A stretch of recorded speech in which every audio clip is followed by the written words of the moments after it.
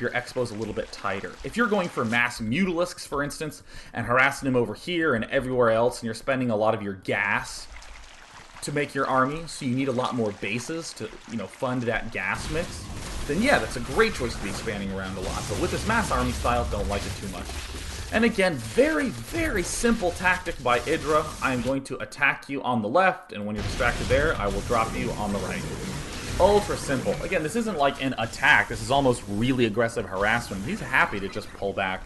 He wants to distract Nony as much as possible. In the meantime, he's just macroing up like crazy. And here's this Mutalisk flood that I mentioned right at the start of the game. Getting the Spire up very early on. You're going to be stockpiling quite a lot of gas as you're making a lot of Lings and Hydras. So occasionally stuff like this will happen where you get, a bunch of free Colossi. But either way, Nony's Idra's big attack time is in the mid-game after he has these 3 bases up. Until then, passive, passive, passive. Just hold back, hold back, hold back. Don't commit. Don't be crazy. Just relax. And then in the mid-game, he's doing Mutalisk attacks. He's running Zerglings to this left side over here. He's doing the Hydralisk at the top. Now watch how all these Lings are going to get baked so quickly by these Colossi. But there are just too many units here for Idra. And Nony will end up just losing this battle convincingly. Look at how easy that looked for Idra. I mean, really, there was nothing extraordinarily complicated about what Idra did. He just has a very good game sense and can say to himself, wow, yeah, I can clearly squeeze in some more drones here, and this will help me work into the later stages of the game. Super awesome. So, of course, the problem now, and the reason I like to do 2 replays instead of just 1, is that here we got to see this, and we just went, wow, he sure made a lot of drones. I guess I need to make a lot of drones. And that's about half true. I really, again, think that is the fundamental component to it.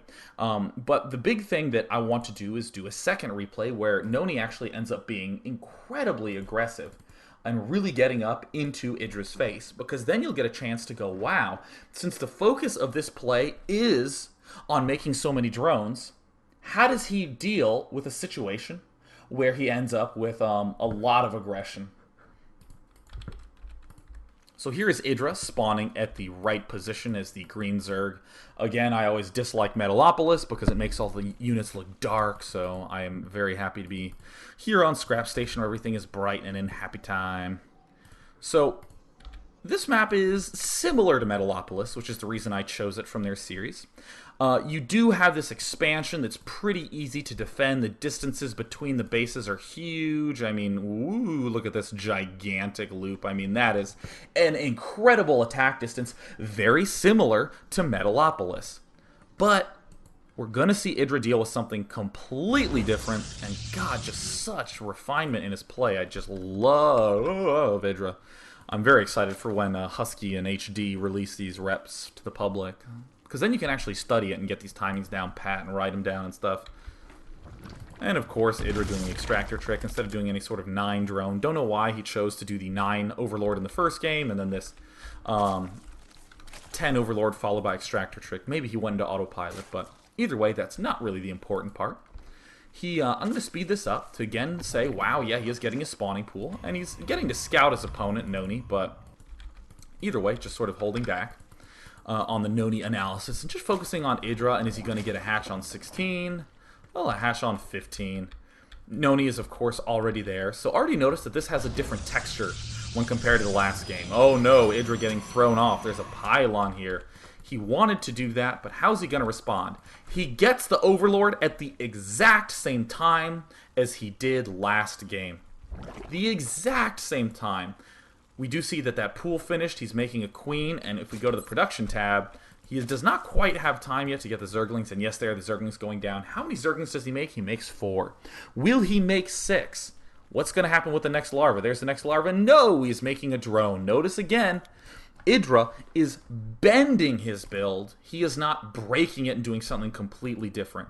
He is still trying to stay low on the Ling count and stay high on the drone count, and he's still trying to get this expo up. But there's no sort of gigantic change going on. No sort of huge deviation, and that I think is one of the best lessons to learn, is that it's I wouldn't even say it's okay to do the same build if it gets a little thrown off. I'd actually say it's correct to stick to your build if it gets thrown off. Too often, especially down at like the silver, gold league levels, you'll try a strategy and it won't work, and you'll go, I got to do something totally different. And then you sort of like, you're doing okay, and then you maybe find a strategy you're really, really liking or something like that. And then you'll be in a game like this where it'll get thrown off. You can't early expand because the pylon's there. And so often players choose a totally different build. They'll like put 2 geysers down and go, well, he built a pylon. I guess I need to do a Baneling bust all in. And it's like, Jesus, he just built 1 pylon, man. Just relax. It's totally fine. And this is the correct way to think about it. I want to invest money getting a hatchery down early. Totally reasonable. If he invests money building a pylon, he is already behind. So if I have to spend a little bit of time killing it off and then I get my hatchery started, it's not that he's way ahead, it's that you're basically even. Too often people forget that that pylon costed him money and really got in the way of what he wanted to do. So I'm just going to say right now, this pylon is really going to screw with Nony's second geyser timing. He is sort of using this pylon as a substitute second pylon, but note how no units have been made yet.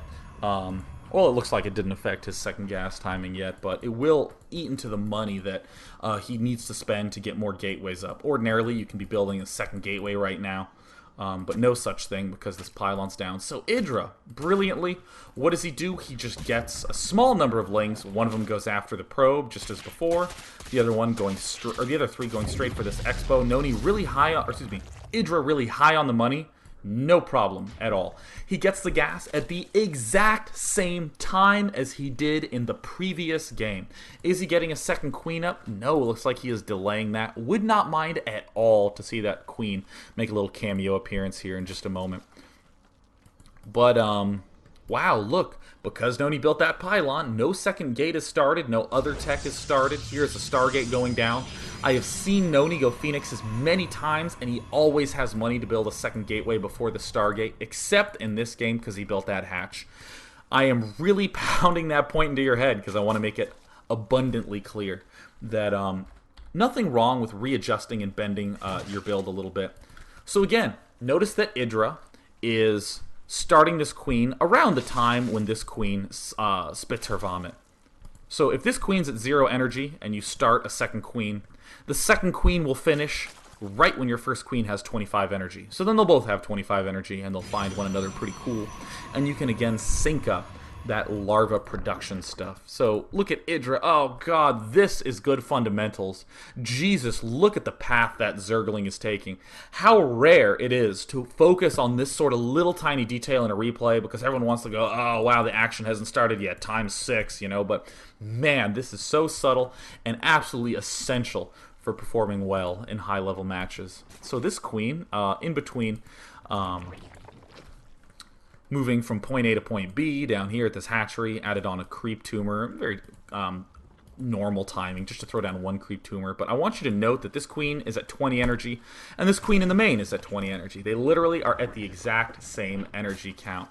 So what else did Idra do in this game that is similar to last game? Well, he got the Zergling speed with his first 100 gas, just as before. He's getting the layer with his next 100 gas, at which time he gets another geyser up.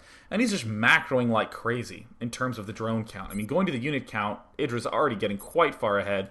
And all of these Zerglings are comfortably planted directly outside Nony's front. And here comes the Overlord, or excuse me, the Phoenix to do a little bit of slay in action.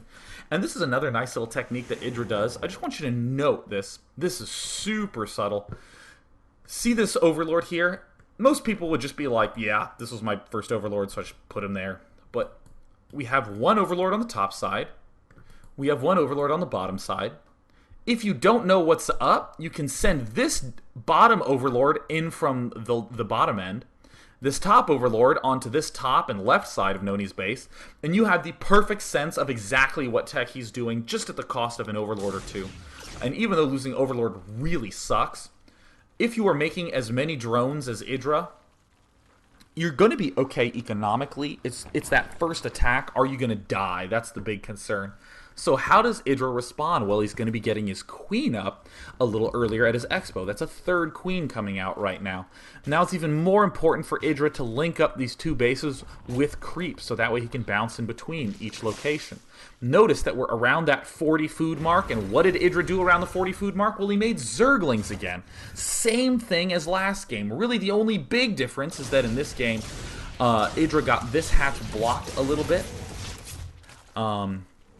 And that's really it. He's getting this third queen now. Hatch has just been upgraded to a layer. He's now getting this Hydralisk Den. Really, in all honesty, it is almost as though Idra, instead of getting that evolution chamber that he did in the first game, he just got a third queen. Just swapped one out for the other. And this is where Idra is going to need to begin making a lot of queens if he wants to be able to deal with this harass. There's nothing wrong with that. Some players